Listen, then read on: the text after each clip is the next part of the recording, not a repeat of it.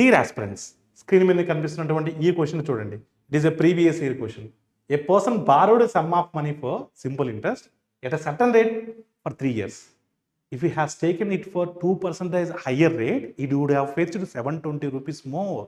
Then find the sum. కొంత సొమ్ము కొంత వడ్డీ రేటుకి 3 సంవత్సరాలకు తీసుకున్నట్లయితే ఫస్ట్ ఇనిషియల్గా తీసుకున్నారు, దాని తర్వాత వడ్డీ రేట్ని 2% ఎక్కువ చేశాడు. వడ్డీ రేట్ని 2% ఎక్కువ చేశాడు. ఆ ఎక్కువ చేయడం వల్ల మీకు 720 రూపీస్ ఎక్స్ట్రా వచ్చాయి. అయితే అసలు ఎంత అని అడుగుతున్నాడు. పెన్ను పేపర్ కూడా లేదు, డైరెక్ట్గా అటాక్ చేయొచ్చు. మీరు చూడండి, ఎప్పుడు ఎక్కువ వడ్డీ వస్తుంది? వడ్డీ రేట్ని పెంచితేనే కదా. ఎంత పెంచావు? 2% పెంచావు. 1 yearకి 2%. సమ్ అనేది 3 years కదా. 3 years అన్నప్పుడు ఎంత పర్సెంట్ అవుతుంది? 6% అవుతుంది. అంటే 6% వల్లే కదా నీకు 720 ఎక్స్ట్రా వచ్చింది. అంటే ప్రిన్సిపల్లో 6% వాల్యూ 720. అంటే 100% వాల్యూ ఎంత? 120 times 100 into 120 12,000. So your answer is what? 12,000. మరోసారి చెప్తున్నా చూడండి. 1 yearకి 2% ఎక్స్ట్రా, 3 years కంటే 6% extra. 6% of the principal is nothing but 720. మనకు కావాల్సిన 100% ఆఫ్ ద ప్రిన్సిపల్ కావాలి.